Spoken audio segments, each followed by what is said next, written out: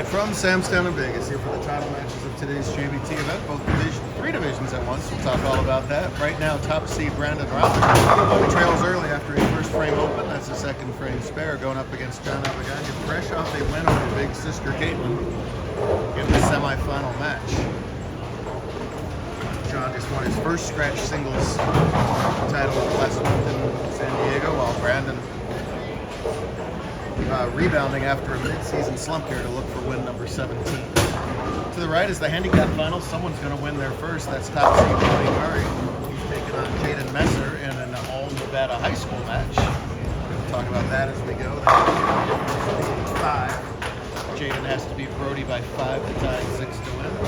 To the right all of that is our girls scratch title match as Caitlin moves over there to take on Tiana Toma-Smith. So Caitlin, the all-time GOAT in girls scratch, taking on definitely one of the prime up-and-coming young ladies in the girls scratch division. That's a first frame roll to that Abaganya. This Abaganya's opened up the title match with a double and rings a 10 and a string of 2. I thought that was front 3. Nestor just won his semifinal match over Frankie Katz. He of the Flow. Highest finish for Frankie in a while. We'll see. A washout after the first frame strike. Nevada has an excellent high school bowling program, both boys and girls. Brody represents Foothill, while Jaden, a product of the Bishop Gorman high school program out here in Vegas. Love high school bowling, great to see it. It thrives everywhere. Very individual based. He runs doubles tomorrow high school, almost exclusively a team competitions. Kind of best of both worlds, high school and 6-1 less than ideal there. Plenty of game left to rebound. So Brandon was just outstanding today. They totaled plus 441. All 8 games throwing the Brandon backup special, just like that. Most people who watch our videos know him well. He can crank the heck out of the ball with a regular righty hook when he feels that the left side is more favorable. He's developed this game. He's fearless at it. And obviously can be just as good lefty as righty. I feel like many bowlers have done it over the years. I feel like Simo kind of pioneered it on the highest. Pioneered isn't fair to some of the others who've done it, but has really put up some of the eye-popping results lately. And it's an incredible toolkit to have in your kit. I feel like his wrist will fall off 2 years from now, but we'll worry about that 2 years from now.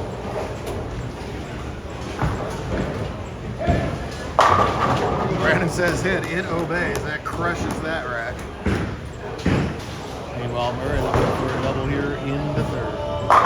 Serve, good shot. This Brody's first top 4. He struggled out of the gate starting this season. Starting his career with us. It takes some time sometimes. Every once in a while I get that handicapper that just blows away the field the first time, then you don't see in a while. Other times you get people really hurt and struggling with this kind of environment the first couple tournaments. Then starts to click a little more, and here he is bowling for a title. Missing the ball for that half tip. Giant thanks as always to Tom and the whole team for having us. It's so easy to have a tournament here. Tom literally gives me the keys to the bowling alley. He says, here, have it for a day, for a weekend for that matter. I greatly appreciate all they do for our tour and bowling in town. So of the 3 Abaganyas, John the youngest, Caitlin, and then oldest Josh was back today from college, and he made the cut too. We had 3 Abaganyas on the leaderboard with 1 game to go. It was almost a 3 Abaganya and a Rothers stepladder finals, but as John has started to grow up, taller, I guess that actually is taller. I don't want to hear it, Kate. He's been able to add ball speed to his already excellent game, and Caitlin is an all-timer. I think John's got every opportunity to be just as good as he continues to develop. Speedy B looking for a triple. That one's got a curl. Oh yeah, you bet it does. Obvious why he's playing that side of the lane. Way less traffic over there. Very few lefties at all. So he has to make less moves throughout the day, and if the right side gets a little choppy, which it looked like it was doing later in the tournament, he can just kind of be where he was in game one. Great tool to have. He was far and away the hottest bowler on tour for the first 3 months or so, and then went ice cold the last 2 months or so. He kept his head through the slump, though. He was going to pop out of it, and did he ever today? Plus 251 for 5, plus 441 for 8, which sounds absurdly high. It's not even top 10 on our all-time 18 card. 577 by Tez, I believe, is first. Apologize if it's not. I usually get these stats wrong these days. But the only thing that can go wrong is a 7 pin from there. He grabs him. Is that what he missed in the first frame? No, it's a 10 or 6 or 10 on the right side. So we'll see if the left side corner treats him. We'll see if he does righty hook at this.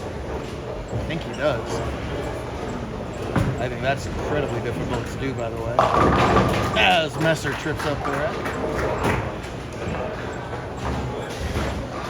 So he does do the righty hook at it. Boy, that's so hard to use. I mean, we talk about using different hand positions in bowling, but I mean, that's like becoming a different bowler just to shoot your spare. 6 arrows right of where his target is for the strike ball. But he makes it work. These kids astound me constantly, week in and week out. They're the next shot for Murray, 3rd strike in 5 frames. Back here for doubles tomorrow. Doubles on the Sunday in this Mojave weekend, and then it's main event time. Cannot wait.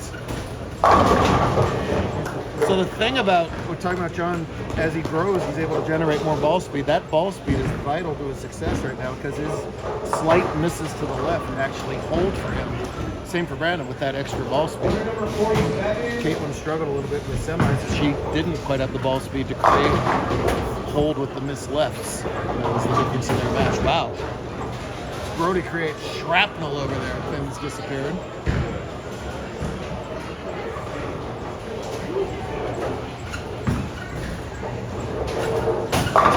Rolls out our banner for the background of the scoreboard, so we love that. Well, I talked up all the hold, and John does have hold when you're left and a pinch slow. Even John's ball won't hold. 3-6 there as a result. Tricky little spare from the shoot at. Messer with the strike working in his 6th. Oh, gets a little Brooklyn love. He'll take it. Any way they fall in a title match, this remains only a 2-pin game, plus the 5 pins. So less than a mark, both people on doubles heading into the 7th. See if John can avoid the chop. He switches to plastic and strategy. So he wasn't sure until the pins fell. Over there, Caitlin and Tiana in a close game. It's Tiana trailing by 11, 5 frames, and she's got a double work. Does that mean? I'm sorry. John. Oh, of course. Troublemaker.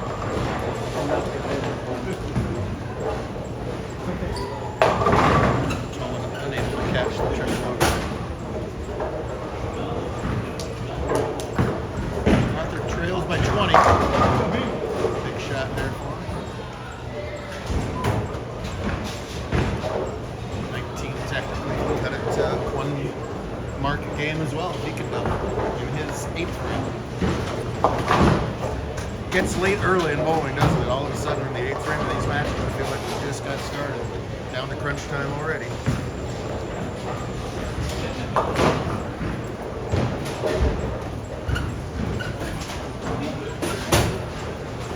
Brandon's gonna un-Brandon like take a moment to think about it and let Brody go. Brody's eager to throw the ball as fast as possible, as usually the younger handicappers are. Oh no! Why you learn to take your time later on. I say younger handicappers. I don't know how much you can zoom in on Brody. He's 15. He looks like he's 34. That one fine. That time the 7 curls off the side. And when that 7 falls dead horizontal into the 8-pin spot, you know you've labeled it. Great shot, catches the double, 9-pin game. That was on a double for 42, so that was doubly bad. Does recover nicely. So a lot lot of dashes and a lot of slashes so far from Murray. He's got 106 through 6, so he trails by 7. But he gets 5, so still a 2-pin game after all that. So John would like that one straight up.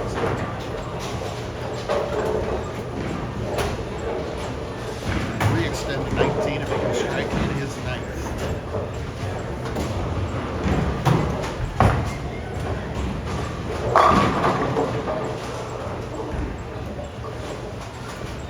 Haven't seen Caitlin on camera for a while. She's off enjoying her freshman year at Vanderbilt. Collegiate / JBT powerhouse. Oh yeah. That was after open of the 6th, so they are dead even over there in girls scratch. Murray in a 2-pin match. Going to handicap, gets the spare, and John re-extends to 19.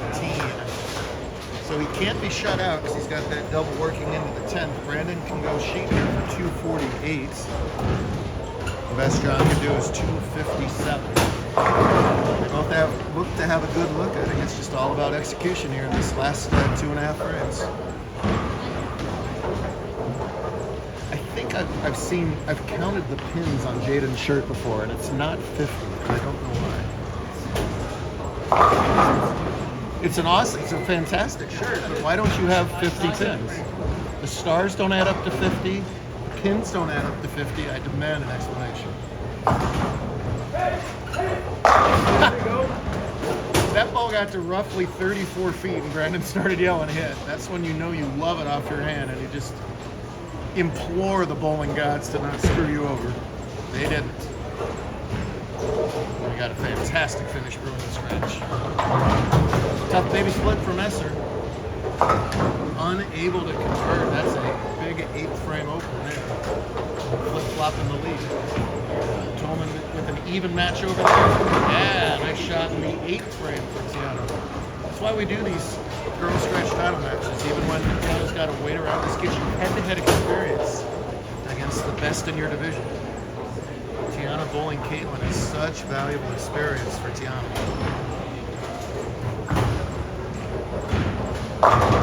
Shred. He's got to feel like he needs them all the way John's going. He can do it. Shaky 2 frames for Jaden, meanwhile, in the 9th frame. Caitlin needs to spare up the 610. That was her ball on the far right of the camera there on lane 8. She'll have a 1-pin win through 8 if she's spared. All 3 matches coming down to the wire. Good stuff. Again, unspeedy bees. Sure to take a re-rack in this spot. Who is this kid? Oh, that's got a hook. Yikes. And a shaky 2 frames from Jaden turns into a catastrophic 2 frames there. Open. Debilitating. It's got to give Brody a shot of adrenaline here. He's got a chance to take it away. No! See, he was too late with the hit. He didn't say hit until about 50 feet. Ring 7, and Murray's going to be tested with the double wood. My goodness, the plots are thickening. Plural. Caitlin by 1 does get her strike in the 9th frame. So this is actually a very important spare for Brandon. I'm sure he's doing the math.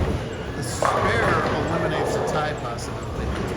Should he miss this, strike 9 spare would be a tie match. Good job. Super important shot here. See if Murray can make this 2-8. And he does. And he finally got that deadwood out of the left side. That's a bonus. Tiana unable to double up over there. He needs to convert that out. Trail by it there. Brandon taking a little extra time. He just shot a 7-pin recently, so he should know in general what to do. That will stay on the lane, eliminate the tie. Winner lose, an excellent 237. Oh boy. As Murray shreds 183. I think any spare wins for Brody. We'll double check that. Because that's a great spare for Smith to say within 1 hit. For John Abagani to win his 2nd career scratch singles title to go with a bunch of other titles, he must strike on this ball. Anything less, Rother wins. That's way wide. And way back to slap out that 10 pin. Any spare will win for Murray. That's any spare. Big double in the 10th for Brody. He's going to capture a title.